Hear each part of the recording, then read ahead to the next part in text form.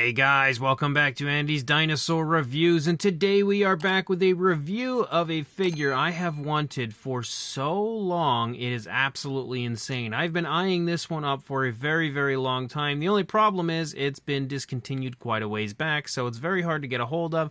And it's also very popular, so normally when a listing pops up for it, it doesn't last too long, usually sells pretty quick, and again, I'm just left basically wishing I had it in my collection. However, I recently stumbled upon one on eBay and snagged the listing immediately. It actually came with this and a few other figures from Primeval, because that is exactly where this is from. It is the Raptor from the BBC Primeval series. If you are familiar with that show, it is phenomenal, and honestly, I couldn't recommend it enough. If you are into dinosaurs or prehistoric creatures, stuff like that, that show is a massive recommendation from me. But you can see, again, as I said, we've got the Raptor here, and the Raptor looks super cool. I don't remember if there was ever actually a species assigned to this in the show. I don't remember if they actually named the species. I don't know if it was an unnamed raptor or not, but I remember it being a raptor, and obviously you can see that here with the figure. But what else is cool about it is extremely nicely articulated. There is a lot going on when it comes to the articulated joints. I would say it's almost a super articulated version of a raptor, which is also really cool. But, you know, there are some downsides to the figure having it here, and I don't know if it's something that's, you know, the same case with all of them that are out there, but definitely with mine, some of the parts are super loose. You can see the tail is extremely loose and, in fact, pops off quite often. The legs are also extremely loose. You can see if I just shake it, they kind of dangle. And, in fact, they are so loose that they can't even support the weight of the dinosaur. It kind of starts to fall, you know, back and forward. It doesn't stand, you know. I need the nails here of the hands down basically to get the Raptor to stand. So I believe that's probably something that maybe has happened to a few, but not all, or at least I would hope, because I have definitely seen others, and I've seen other people having theirs standing just fine on the feet. Mine just is very loose in the joints. Either way, I'm not too bummed about it, because I'm so happy to now finally have this figure here in hand and in my collection, something I've again wanted for years. So without further ado, let's jump to a closer look and we'll check it out from there. So starting up here at the head sculpt of the Raptor, you can see it does look really quite cool. Definitely looks like the Raptor did in the shows. So the creators of the toy line overall did a fantastic job of replicating the appearance of the Raptor from Primeval. They've also done an insanely nice job on the paint apps of this. If you look through this figure, it is easily one of the nicest painted dinosaur action figure style figures that I've ever seen. Like, they did not, in the words of John Hammond, they spared no expense when it comes to the paint apps of this figure. It is really nicely done. You can see here in the face, the skin texture looks pretty decent, but I will say it is a little muted in the face, specifically up here in the snout. You can definitely see it's a bit muted. Again, not quite as vibrant as you see on most modern dinosaur toys, as well as, again, through the course of the body, you will see better skin texture as you move through. But you can see we've got some nice light sort of off-white tones for the face, but you have these really nice black tones that stripe and pattern through, giving the dinosaur a very flashy look. We have those darker tones on the entire upper part of the head, except for a nice area of blue up here on the top of the head as well, which again is really nicely applied. It's looks like maybe it'd been dry brushed over, so you can still see some of the black underneath. We see a little bit more of that blue heading down here into the eye socket, which you see the eye socket also sports the black tones. You can see a nice yellow tone for the eye, a black pupil, very small black pupil. It does have a little bit of a glossy look to the eye, which is a very nice touch. As you lead back, you could see some slight variations of browns picking up as well, but we continue to have that black kind of striping and leading down, continuing to again give us a very flashy look for our Raptor. We also have quills up here on the top of the head, and the quills, very similar to Jurassic Park 3 actually, have a dark tone to them and then have like some spotting on them and stuff, so that kind of looks very similar to the way that, the quills look in Jurassic Park 3, but it looks really cool, and again, just shows you how much incredible paintwork we have on the figure. We do have an articulated jaw for our Raptor, which you can see. The upper jaw articulates, not the lower jaw, but once you lead onto the inside of the mouth, you can see some very nice pinkish tones in here. You can also see that there's a beautiful gloss coat that's been added to help the entire inside of the mouth look very realistic and lifelike, and maybe even a wash there on the inside of the mouth on the upper side. And you can also see the teeth are all sculpted really nicely, painted individually, which is a huge plus. Again, when I say that this is a very high quality action figure version of this Raptor, I am not kidding. You can even see that the skin stretching here on the inside of the mouth is very nicely sculpted and painted, again with pinkish tones, and again that nice gloss coat. It is so beautifully done, and you can see that that articulated jaw does actually work very nicely. As you move up here into the top of the head, you can see kind of like some bumpy osteoderm-like scales running along the back of the head. But as we lead down into the neck, you start to see more quills pick up here running along the back of the neck. Some of them do have the tips kind of, like given that spotting effect similar to what we see up here on those quills. You can also see that the scale detail and skin texture, I think, just starts to look a lot more impressive as you move down through the course of the neck. The transitions are also really smooth, really natural overall. We actually have another area of articulation as you move down into the neck, so you can move the head down that far and then pick it up about that high. So the articulation works pretty nicely. No way to kind of articulate the head left and right, but up and down does work really quite nicely. Further moving down into the body, you start to see a massive amount of those very feather-like quills that we have going on here. I don't know, maybe at this point you might just consider them straight up feathers, but you can see again they all have that same style to them where they're black but then have like white tips, and that is a massive amount of paintwork to put into a figure like this, to sit there and paint out each and every one of those tips. So again, like I was saying, they really did go above and beyond when it comes to the paintwork of this figure. As you move down into the arms, you can see the arms are also sculpted nicely and also sport more articulation. We have the black again running down, but we also have the black kind of striping back, leading back into the arms, into the off-white areas, almost like a light gray sort of, but then you also have more of that variation of brown throughout. As you move the arm, you can see the arm articulates forward and back very nicely. It doesn't come out away from the body, or does it?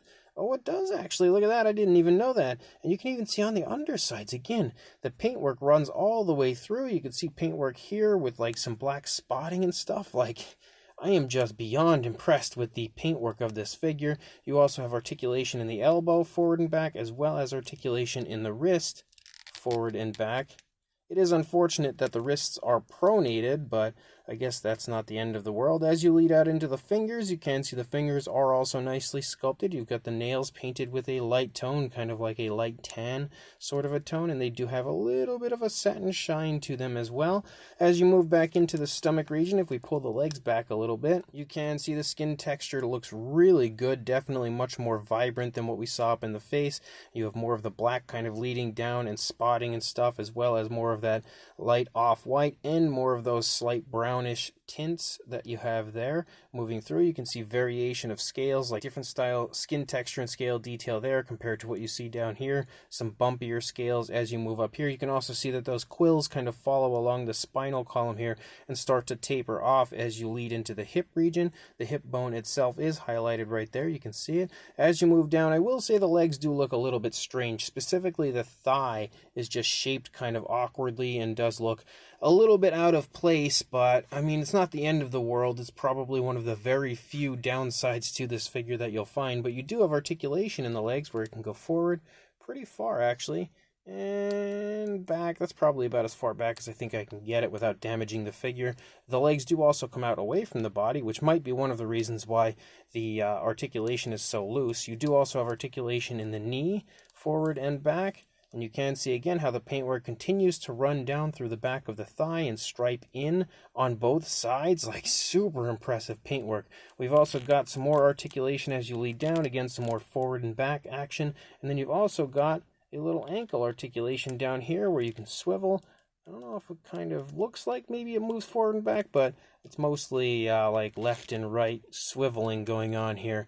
The feet are very nicely sculpted as well, very small toes, maybe a little bit too small, but you can see the nails are painted again with that same tone we saw up there on the hands. Doesn't look like we have dew claws randomly for the figure. I don't remember if the dinosaur did in the show or not, but what's cool is some of the areas are like a rubber material, so you can see how you can kind of scrunch it all up, basically making those areas articulated as well, I guess. Same deal with the fingers. Again, they are very, very movable, and surprisingly, they've, stood the test of time from when this figure was released till now. They're still in really good shape, similar to like the old Kenner figures, where you would think that they would have started to deteriorate over the years, but all my Kenner figures are still holding up really nicely. And then as you move out here toward the tail, you can again see more of the black kind of leading down, more of those slight brownish tones, as well as the off-white, and you can see again the skin texture does continue to look nice. The area where my articulation here in the tail is a little bit, loose, you can still swivel, which is pretty fun, I guess. But again, like I said, it pops off really easily. Half tempted to glue it on there, but I don't think I'm going to do that. But as you lead out through the length of the tail, you continue to have that very cool striping effect, and you can see there are tons of those stripes. You can also see that we've got like some small, I guess they'd be quills running along the back of the tail. Almost thought maybe they were ridges at one point, but they're more like quills following along through the rest of the tail as you lead out, and then the tip of the tail is entirely taken over with a black, and the tail itself is a very nice rubber, sort of a real feel, so you can articulate the tail around. You just can't really pose it, because once you leave it go, it pops back into the position it was in, but considering it is a rubber real feel, that is really cool. You can see the underside of the Raptor also has some very nice detailing, decent looking paintwork throughout, and of course the opposing side is going to be pretty much the same. You're really not going to see much of anything different from one side to the other, because it is a posable figure, an articulated figure again, so it's up to you to kind of switch things up. But you can see that the sculpt and paintwork is nice and consistent from one side to the other. So even though some areas of the articulation, it's a little bit loose, and some areas like the thighs and everything look awkward, it's still one of the absolute most incredible dinosaur figures I think I've ever been able to get my hands on. And the hype that I had in my own mind for it, it absolutely has lived up to. Now, as I said, the only real downside at this point is the fact that I can't really get it to stand too well without the use of the hands and claws. We can get a size as far as a length goes. For a solid length, you are looking at about the 11.5-inch range, or a little over 29 centimeters. For a height, I feel like I should position it in like a standing position. So you're looking at a little under 5 3/4 inches, or about 14.5 centimeters. But of course, considering you can reposition it, you can have it standing up pretty tall or down low. The height is pretty much dependent on where you pose it. So for a size comparison, you can see the Raptor figure definitely has a nice size to it here next to Mr. Papo T-Rex, the Attack Pack Colovosaurus, Robert Muldoon, and the Collect Day Human Being. We can very clearly see that although the Raptor is a little bit smaller than Mr. Papo Rex, not so much in length, but overall body mass, it is still very nicely sized. We also have a Mattel Velociraptor and Dilophosaurus stepping in for a comparison, which you can very clearly see the Raptor from Primeval is much larger. And then when it comes to a size comparison next to one of your average beasts of the Mesozoic raptors, you can see that they are extremely similar in size, like very, very similar, which honestly I didn't really expect, but definitely fun to see that it could kind of mix and match in with the beasts of the Mesozoic figures. And the same can pretty much be said for the Nanmu Smart Series Velociraptor. You can see it's a little bit bigger for sure, but the size is fairly close overall. And then for one final size comparison, we have a Hammond Collection Velociraptor, obviously one that I've customized here, next to our Primeval Raptor, which you can see the Hammond Collection Raptors are definitely a good bit smaller. So this Primeval Raptor figure is absolutely epic in the best way possible. I am so happy to finally have this figure here in hand and in my collection. It's one that I've honestly been almost obsessing over for, a long, long time, years at this point, but lately over the last few months, it's been driving me insane that I did not have this. I've been like looking all the time on eBay for it, Mercari, all those places you might find dinosaur figures like this, and I haven't had much luck until recently when I finally found one pop up, and I immediately snagged it, and I'm so happy I did because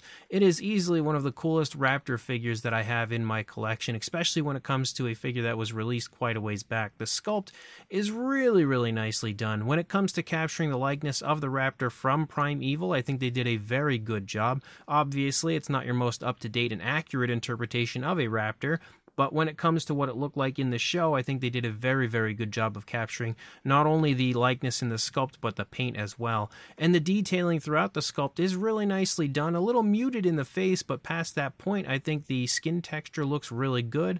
And you can see that a lot of work was put into the sculpting of this figure. There are obvious seams throughout, especially when it comes to like the area where the quills were added and stuff. You can very clearly see the seams, but considering it is an articulated figure that is full of seams for the articulated joints, it doesn't really bother me.